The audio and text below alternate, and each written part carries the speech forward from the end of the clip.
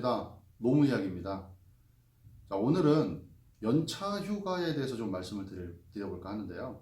연차 휴가는 퇴직금과 못지않게 퇴직금 못지않게 굉장히 질문이 많이 나오는 부분 중에 하나이기 때문에 오늘 그 지급 기준과 지급 방식, 지급 방법에 대해서 한번 정확하게 설명을 해 드려볼까 합니다. 자, 첫 번째는 연차 휴가의 지급 기준에 대해서 먼저 좀 말씀을 드려볼게요. 연차 휴가의 지급 기준은 우선 그 제가 뭐 예전에 찍었던 영상에서도 매번 말씀을 드렸는데 이 노동법이라는 것이요 강행법이라는 거죠. 노동법은 강행법이기 때문에 서로 간에 합의에 의해서 우리는 뭐 지급해주지 않겠다. 우리는 뭐 이 중에 반만 받을게요. 이런 것들은 전부 무효가 된다는 것을 반드시 좀 아셔야 될 것 같고요. 자, 그 다음 두 번째는요. 상시 근로자가 5인 이상인 사업장. 자, 상시 근로자가 5인 이상인 사업장이 연차 휴가를 지급해야 되는 그런 사업장이죠. 이 상시 근로자를 계산하는 방식은 제가 예전 영상에서 찍어서 올려놨으니까 한번 참고해서 보시면 좋을 것 같고요. 자, 그 다음에 1년 이상 근무를 하고요. 출근율이 80% 이상 돼야 됩니다. 1년 이상 근무하고 출근율이 80% 이상. 출근율이 80% 이상. 자, 물론 2018년 5월 29일부터는 1년 미만의 쉽게 얘기해서 1년 미만의 신입 근로자들에 대해서도 월에 하나씩을 지급하는 걸로 규정이 바뀌었습니다. 그래서 이 부분은 뒤에서도 또 말씀을 드릴 거니까 참고적으로 아시되 2018년 5월 29일. 자, 2018년 5월 29일에 1년 미만의 근로자다 하면은 이분들도 한 달에 하나씩 연차 휴가가 생기는 걸로 지급 기준이 바뀌었으니까 요거는 좀 아셨으면 좋을 것 같고요. 요걸 조금 더 말씀을 드리면 기존의 방식은 입사로부터 1년이 지나면 이때 15일의 휴가가 지급이 되고요. 이 15일의 휴가를 1년 동안 사용하는 겁니다. 쉽게 얘기해서 2년차 때 1년 동안 사용을 하는 건데 한 달을 근무하면 1년 미만의 근로자가 한 달을 근무하면 내 휴가에서 하나를 차감을 시켜서 사용을 했었던 거죠. 그래서 총 1년 동안을 매달 하나씩을 사용을 했다면 이분은 11개 11일의 휴가를 사용하게 되기 때문에 2년차 때는 4개만 남는 그런 형식이었다면 2018년 5월 29일부터는 1년 미만의 근로자들도 한 달을 근무하면 하루에 휴가가 생기기 때문에 내 15일을 손을 대지 않는다는 거죠. 그래서 오로지 11일의 휴가가 그대로 생기는 거고요. 그 다음에 1년이 차는 시점에서 다시 15일에 여기 11일의 휴가가 생기고요. 1년이 차는 시점에서 15일의 휴가가 추가적으로 생긴다는 거죠. 이 부분은 뒤에서 저희가 계산을 하면서 다시 한번 정확하게 볼 테니까요. 참고적으로 아시면 될 것 같고요. 자, 그 다음에 사용 기간은 1년입니다. 사용 기간은 1년이고 1년 안에 사용을 하지 못하면 수당으로 지급을 해줘야 된다는 거. 여기까지 지급 기준에 대해서 지금 간단하게 먼저 우선 설명을 드렸고요. 자, 그 다음에 두 번째는 계산 방법에 대해서 좀 설명을 드려보겠습니다.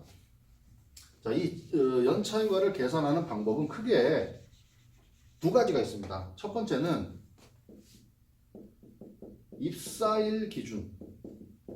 첫 번째는요, 입사일 기준으로 계산하는 방식입니다. 내가 입사한 걸 기준으로 1년이 차면 몇 개가 나오고 뭐 그동안에 몇 개가 발생하고 이렇게 입사일 기준으로 계산하는 방식과 두 번째는 회계연도 기준으로.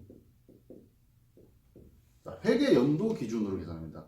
입사일 기준으로 계산하다 보면 근로자 한 명 한 명당 그 계산하는 게 다 다르겠죠. 누구는 몇 개, 누구는 몇 개 하다 보니까 이게 복잡한 거죠. 그래서 회계연도로 그 회사의 회계연도, 뭐 즉 예를 들어서 1월 1일부터 우리는 12월 31일까지가 회계연도를 잡고 있다 그러면 이걸 기준으로 계산하는 방법이죠. 그러니까 입사일이 좀 다른 분들은 그 회계연도가 끝나는 12월 31일까지의 연차 휴가를 정리를 하고요. 그 다음부터는 이제 똑같이 동일하게 나가는 그런 방식입니다.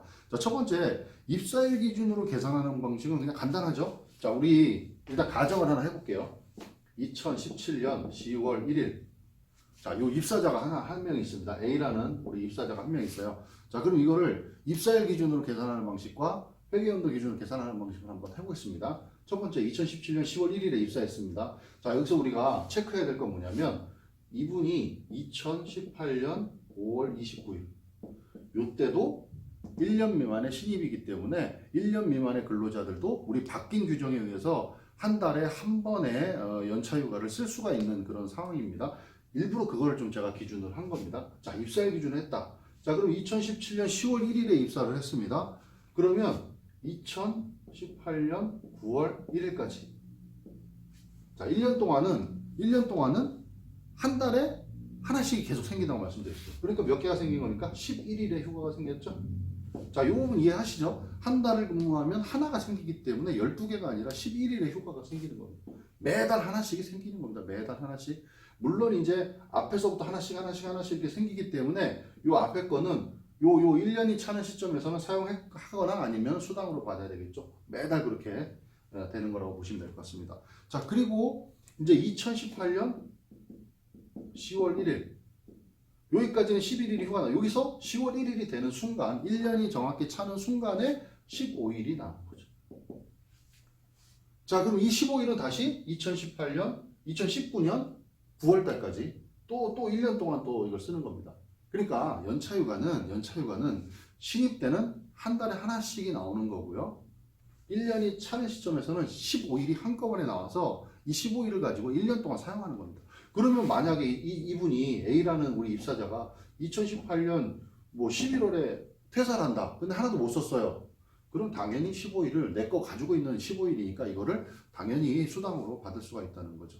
네, 요거 좀 주의해서 계산하시면 될 것 같고요. 자, 그 다음에 가산휴가제라는 게 있죠. 그래서 3년이 쉽게 얘기해서 3년이 차는 시점에부터는 2년마다 한 번씩 휴가가 플러스 하나가 되는 겁니다. 그래서 요거는 보니까 2020년 10월 1일에는 16일에 휴가 생기고 다시 또 1년 동안 그 다음 해도 똑같이 16일 2년마다 한 번씩 플러스 1이 된다고 말씀드렸어요.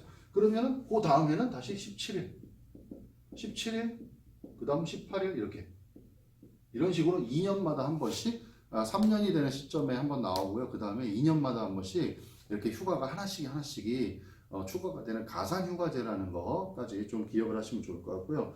자, 그 다음에 두 번째는 이제 회계연도 기준으로 우리가 할 때는 조금 이제 이게 복잡할 수 있는데요. 잘 보시길 바라겠습니다.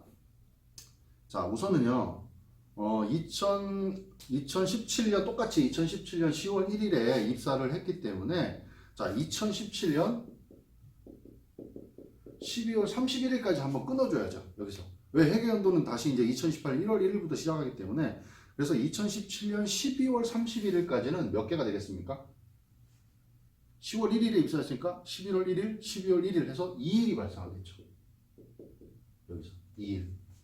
자, 2일이 일단 연차휴가가 발생을 한 거고요. 자, 그 다음에 2018년 1월 1일이 됐죠.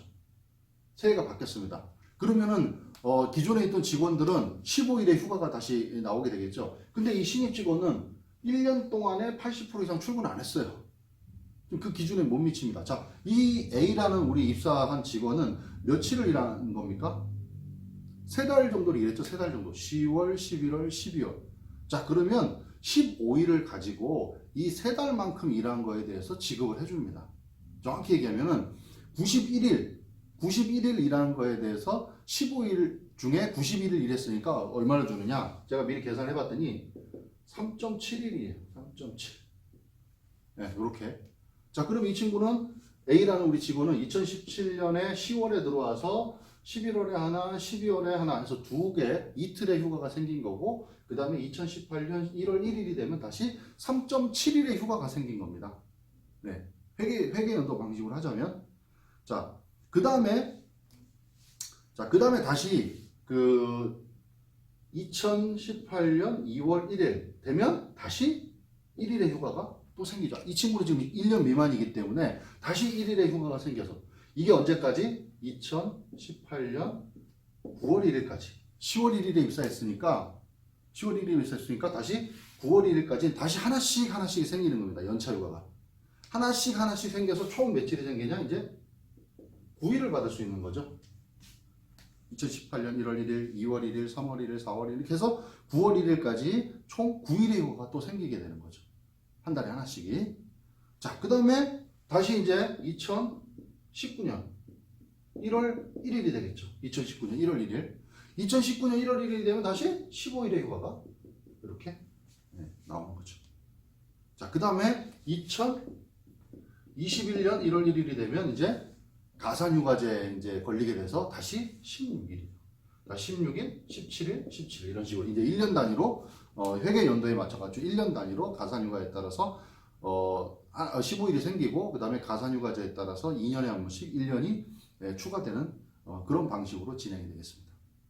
자, 여기까지 이해가 되시나요? 네. 그래서 요것도 하나 좀 기억하시면 좋을 것 같아요. 이렇게 회계 연도 방식으로 계산하는 요 방식으로 계산했을 때 내가 어떤 시점이 됐는데 퇴사하는데 계산을 해보니까 입사일 기준으로 계산했던 거는 뭐 예를 들어서 16일이 나왔는데 회계연도 기준으로 계산했더니 16일이 안 된다. 이런 경우에는 회계연도 기준 계산 방식이 적을 때는 입사연도 기준 방식에 의해서 나온 16일의 휴가를 지급받으셔야 된다는 거죠. 사업주 입장에서는 그 휴가 일자를 수당으로 지급을 해주셔야 된다는 그런 말씀드리겠습니다.